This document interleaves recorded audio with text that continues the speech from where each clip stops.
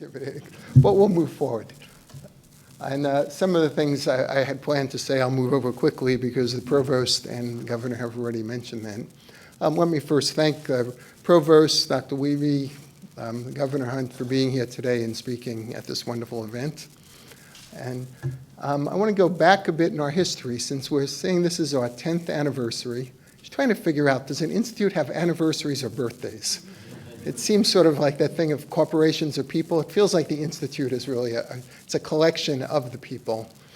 So whichever it is. And I want to start off with this picture of Hill Aspires and Bill Friday, which I'm told was taken in 2004 at Poe Hall. As a reminder, while we are taking when this building opened in November of 2005 as our official start date, obviously a tremendous amount of work went on before that. Hill Aspires, Dean K. Moore, and many others. The planning of this facility, the fundraising was an enormous challenge. I was fortunate. I came after the building was built because I know something about programmatic work. I'd have no idea how does one go about building a building like this. It's really an incredible success and an amazing addition to North Carolina NC State. So just want to acknowledge, and even before the building was built, the work of getting an institute approved in the university system. The provost probably knows that's not a simple thing, and beginning the programmatic work and getting funding. So we're picking the date of the building, but lots of good work went on before that. And I think there's just a wonderful picture of the two of them. And I think Hill is still here smiling, but we know Mr. Friday is smiling about the work we've done and what's been accomplished. It was interesting to get some of the pictures from the early days. So 10 years ago plus, we were a sign. And there was a lot of machinery running around here. And Mr. Friday came to check that everything was going okay. And over that year, the scaffolding began to go up, and Mr. Friday checked and came make sure everything was going okay. And then we began to look a little bit like a building, and Mr. Friday came to check that everything was going okay. The man was involved. This is not just a name. This institute meant a lot to him, and he made sure we really did things right. Here's a picture. People recognize those folks? Phil Emer and Andy Overstreet. Andy's retired now, and he and his wife, Carol, are traveling the world, so he's not here today, but Andy was the director of operations for a number of years. And there they are. Phil looks a little bit younger there, but as the building was built. And then this is a favorite one. Remember I said that Eric Wiebe had some other roles? The faculty were committed. They were going to make sure this building was built and wired up, even if it meant climbing through the ceilings with the wires. So that was your other role, Eric. Another picture we really enjoy. And this is the ground cutting. The provost mentioned Ann and Jim Goodnight. Ann is unable to be here today, but has been at every other Friday Medal event and serves on our National Advisory Board. And Ann actually comes to the meetings, stays all day, contributes, is incredibly thoughtful, and has been so helpful to us in so many ways. This picture doesn't have Ann, but at your left is Jim Goodnight with Mr. Friday. To the back is the then Dean K. Moore, Mrs. Friday, Jim Oblinger, who was then the chancellor, and the other person who I didn't know, who Hilla knows who that is, the last person in the picture, Hilla? David Jolly, who is on the advisory board. So this is the cutting of the ribbon, and that led to the Friday Institute with the motto of inspire, innovate, educate, with the tasks that we've developed in our strategic plan of helping to create the next generation of education. And we don't say schools because some of that's in schools, some of that's outside of schools. To serve as a center for collaboration across disciplines, and we're very pleased to work with the Chancellor and Provost on the interdisciplinary faculty clusters, and to work across the research, practice, policy, and innovation perspectives. And this is very deeply important to us. There are so many places where the researchers are here and the practitioners are there and the policymakers are there, and these innovators are out in California, although we have a ton of them here also. And really, we worked very hard to bring those together and to tackle large, complex problems, as the provost mentioned, like creating the state's digital learning plan, like working with the Future Ready schools that will serve education. So a very quick summary of our mission. And the provost really said enough about these things. We're very pleased to have developed this plan. We worked with educators throughout the state very closely, with business leaders, with the legislators, and some of it is being funded, some of it isn't, but we really think it sets the groundwork for lots of what will happen in the state. And Governor Hunt, I can't just say governor anymore. We have two governors sitting here. I do have to tell you, we've heard from New Mexico, we've heard from Utah, we've heard from Virginia. There are 46 more states, and I'm sure if you got on the phone, we'd hear from all of them. But we are really working across the nation, and working across the nation, as was mentioned with Governor Wise' organization on the Future Ready Schools program. So we can skip over that. There's a number of other thanks we'd like to give. We thank those who have been around here for 10 years. And I think it really says something about an organization when you have a group of people who helped start it, who is still there 10 years later. But really, this organization, it's this wonderful building, but much more importantly, it's the amazing people and the incredible dedication they show, the ownership of the work. When I join meetings here, I'm always amazed at how deeply every staff member owns the work they do. And I think we need to take a minute and ask all of the Friday Institute staff to stand and be thanked by everybody. Come on, everybody up.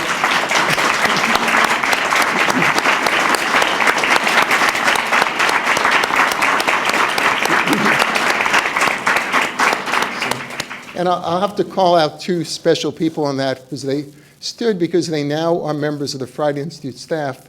But we also have two of our former deans of education, Jose Picot and Jane Fleener, who were both wonderfully supportive of the Institute while they were deans, so supportive that they decided to join us and now work with us on a number of projects. So thank you to Jane and Jose.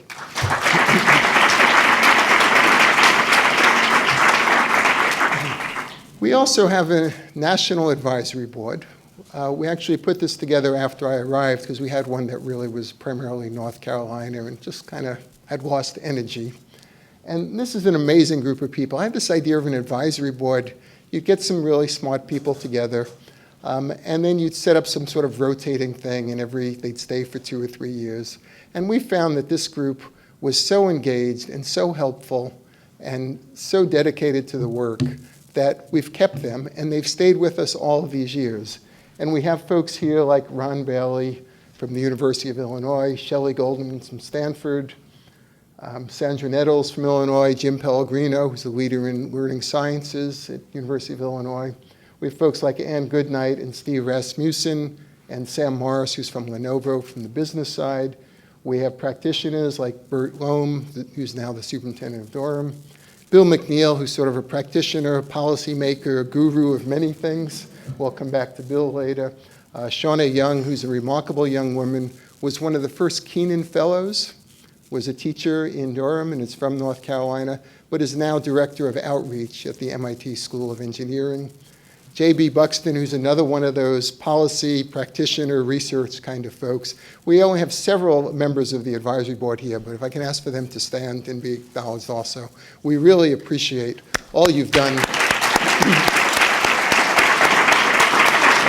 And another group that really is helpful every year, helping steer us, and just such a thoughtful, wonderful group. We're not letting you guys go. You're stuck with us for as long as we can have you here.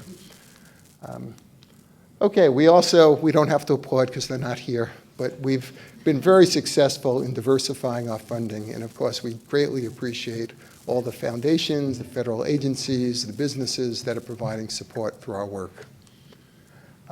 Okay, there's so many good things today. One of the other pleasures today is that we have the Friday Institute Graduate Student Fellows Award, which we began 3 years ago as a new award to add, because we knew on Mr. Friday's passing his deep commitment to students and how much he valued students, the undergraduate level, at the graduate level. And we thought this was a fitting award to add to give to 1 or 2 young scholars who are nominated by the faculty fellows at the Friday Institute each year. Each recipient is an advanced graduate student at NC State who's beginning his or her dissertation work, has a strong academic record, and has been actively engaged in the work of the Friday Institute. And we know that they're really all at the start of an outstanding career, contributing to education one way or another. In addition to the recognition, which is a good thing, The award also provides some funding to support their dissertation research, travel to conferences, and the kinds of things that can help folks at that stage of their career. And while we have many fine doctoral students, and we wish we could give this award to all of them, we're only able to select one or two this year. And I'm very pleased to announce that this year's recipients are Rebecca Height and Jennifer Levitt. And let me just say a few words about them before we have them stand and be recognized. We'll see if the pictures match them. Best pictures I could find on the web. Rebecca Height is a PhD candidate in science education, and Dr. Gail Jones is her advisor. And the advisors were very, very supportive. This one I have to read carefully. Her dissertation research examines emergent 3D haptic-enabled virtual technologies and their affordances of learning with younger students. What that means is she's investigating some really cool new technologies. Rebecca has taught high school science and geography for 13 years in Chapel Hill Carborough schools and for the North Carolina Virtual Public School, so also has explored online teaching. She's received national board certification. We've got a couple of governors who really like that, as well as the head of the organization here. That's a wonderful thing. Was awarded a Keenan Fellowship and served as an Einstein Distinguished Educator Fellow, which is a congressional award in Washington, D.C. This summer, she's been accepted into the North Carolina Education Policy Fellows Program with the Public School Forum, which is a great program which we sent a number of our staff. She helps coordinate the Congressional App Competition with Representative David Price and Nano Days with Dr. Gail Jones, connecting STEM professionals from local industry with students. So a wonderful set of activities from Rebecca. Jennifer Levitt is a PhD student in mathematics education with Dr. Holly Lynn Lee working as her advisor. Her dissertation research examines the preparation of teachers to teach statistics effectively. It's a cross-institutional study that identifies factors of content knowledge and teaching efficacy for pre-service teachers. Before coming to NC State, she herself was a high school mathematics teacher for 7 years in Ohio. And she's been very, very engaged in teacher development at NC State and has continued that work recently in working on the design and implementation of a MOOC for educators on teaching statistics through data investigations, as well as working on the teacher education curriculum, which we're in process of getting online. It'll soon be available to everyone.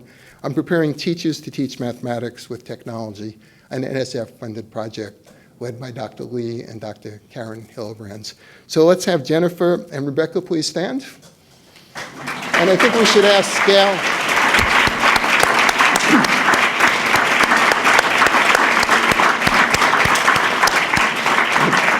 And I was trying to sneak in, I think we should ask Gail and Holly Lynn, their advisors, to also stand and be acknowledged for the great work they do with the students.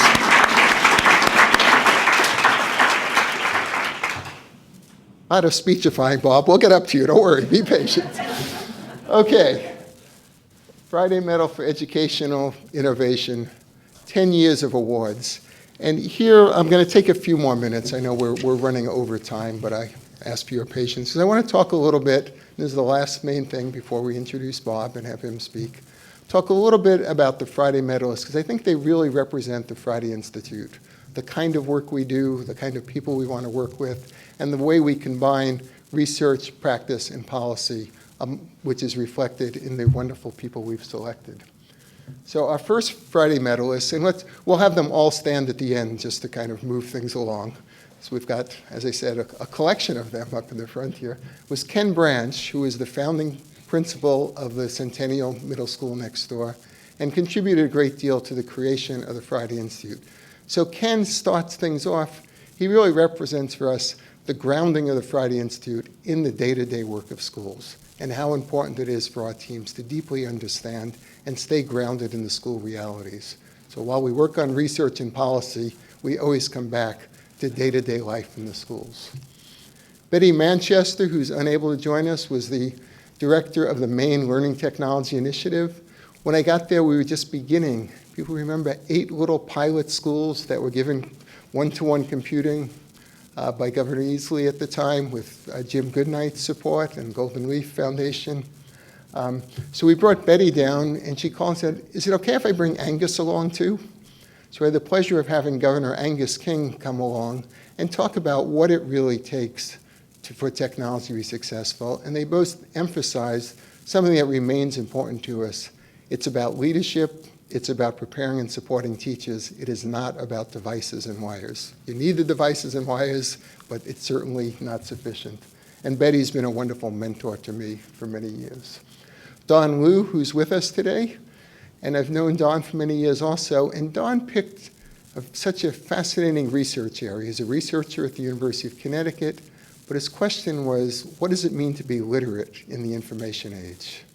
And he's done really important, influential research when people talk about things, well, the young people are digital natives, they all know how to do this. Don's research says, well, they may be digital natives when it comes out to sending IMs or playing games, but we really still need to teach them to use these technologies to gather information, to organize it, to critically analyze it, and on and on. So Don's played a very important role in the field of literacy and bringing it into the digital age.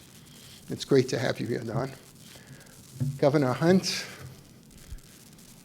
he's our cleanup batter. Notice he's fourth in the list. I think in terms of baseball terms, nobody's had more impact than Governor Hunt, and no one has inspired us more. And just having the man here is so inspiring to keep the work going. We could go on, but I think everyone knows Governor. Chris Steedy, who is actually on an airplane trying to get here, hopes to join us for dinner. Chris is at Harvard University. He's a national leader in the field of education and technology. He's perhaps the most influential person in the field in very quiet ways often. He's a prolific writer. I'm sure if there was a Guinness World Book for serving on the most advisory boards, Chris Steedy would hold it. When I came here, Hill Spires and Dean Kay Moore had searched for consultants to help them think about the Friday Institute, and they had found Chris. When I went to EDC in 1985, one of the first things the president of EDC gave me was some papers from Chris because he'd helped them form what was the Center for Learning Technology then.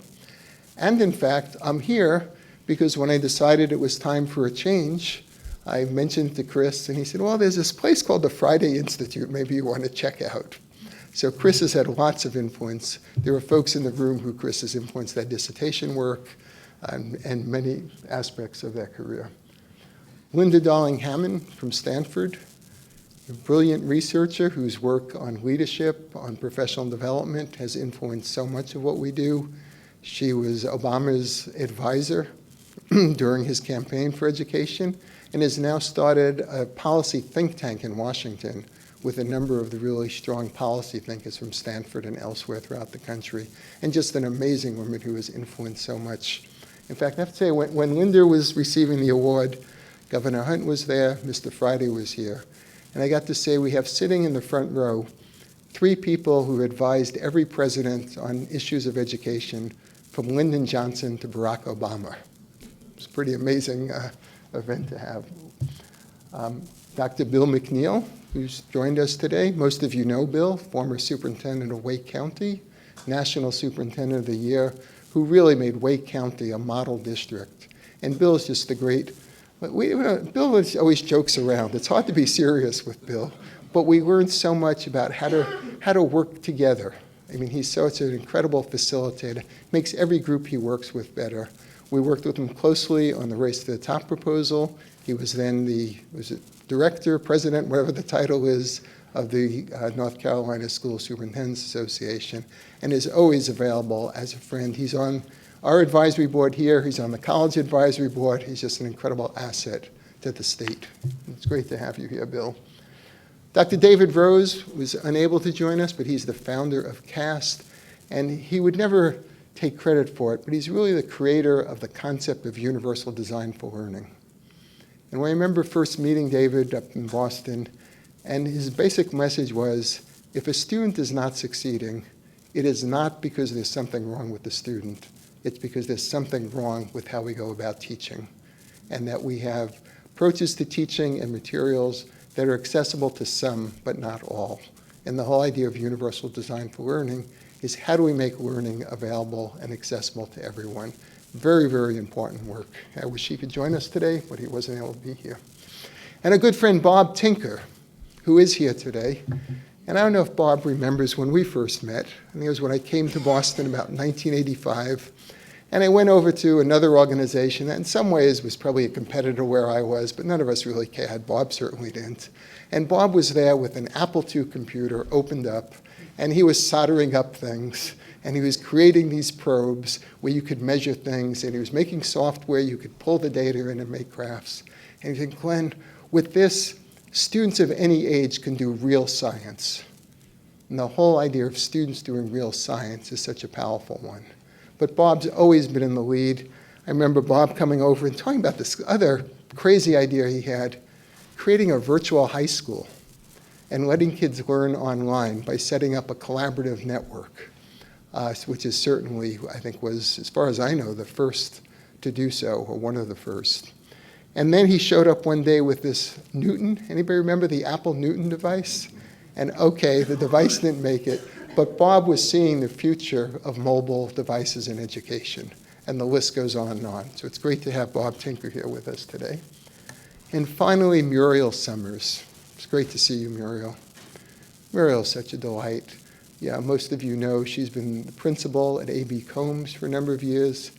Muriel tells the story much better than I can, but she really had this idea that every student, we're talking about elementary grades, is a leader.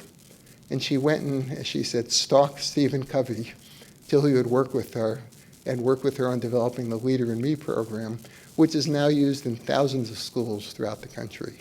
And so we really come back with Muriel to being grounded in schools, deep respect for students and teachers. And just, if you haven't visited A.B. Combs, go do so, because it's just a wonderful, wonderful place. It's been the National Magnet School of the Year twice. And Muriel she reminds us again and again. I've been there when she had a big event. There probably were 100 adults in the room. But the idea of a teachable moment. Muriel saw a student who was struggling to speak in front of the group.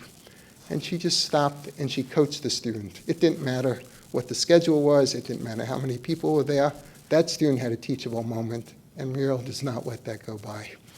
The other thing I'll always remember, Muriel took me in her office and she kind of uncovered this big graph. And we do a lot of work around the use of data to inform instruction. And we see lots of graphs with lots of points that represent kids or little X's. Muriel doesn't have a graph like that. Her graph has a little picture of each student's face, because you never forget in her school that each student is a real child, and they're not a dot on a graph. They're face on the image to move forward. So it's wonderful to have Muriel, another one. All of these people inspire us so much. So with that, we're going to welcome Governor Bob Wise to the club. Lots has been said about Governor Wise. We've been delighted in working with him and his organization. And Bob may not remember. I seem to remember when I first met people. I bet you don't remember when we first met, Bob. It's at a Knowledge Alliance meeting. It was a meeting of groups of folks who were running the regional labs and such organizations. And there was this friendly guy who just was so interesting and had all kinds of ideas just in working groups. Finally went to Jim Comus, the head of the meeting, and said, "Who is that guy?" He said, "Oh, you don't know, that's Governor Bob Wise." And I thought he was some education professor somewhere. I didn't know. He's so knowledgeable of education and so engaged in all the issues of education. And at the time, I just thought, well, he's a great person to have a conversation with, and was very pleased years later when we had the opportunity to really work closely with him. I think Governor Hunt has told you about his organization, the Alliance for Excellent Education, which really plays such a central role. I'm scanning to see what hasn't been mentioned. I don't want to be too redundant. Bob's the author of a wonderful book called Raising the Grade, How High School Reform Can Save Our Youth and Our Nation. He's led the Alliance since really 2005, so about the same period. Things like Digital Learning Day. Project 24 preceded the Future Ready Schools, things that really brought to many, many people the idea of how important digital technologies can be in teaching and learning. As governor, he did a lot of the things in West Virginia Governor Hunt did here, focusing on early childhood education, pay for teachers, opportunities for students to go to college. We won't go through the whole list, but he really, and I know Governor Wise appreciates being compared to Governor Hunt, certainly. So we think of you as the Governor Hunt of West Virginia. I hope Governor Hunt thinks that's okay to say too. Bob's won many, many awards, and he's just been so influential. And currently now, as Governor Hunt mentioned, as chair of the National Board for Professional Teaching Standards, he serves on the Council for the Accreditation of Educator Preparation Commission on Standards and Performance Reporting, on the Gordon Commission, which works on issues of the future of education and assessment, the National Sciences Research Institute, and the Barbara Bush Foundation for Family Literacy. So he's really all over. I was just out at the Hewlett Foundation Grantees Conference in the last 2 years, and Bob serves, in his own words, as the MC and makes the conference really a delight. His wife, Sandy, lives with him in Washington, D.C. They have 2 grown children, and among everything else, he's a black belt in Taekwondo. So a remarkable set of credentials. We could go on and on, but we won't, because we want to hear from Governor Bob Wise.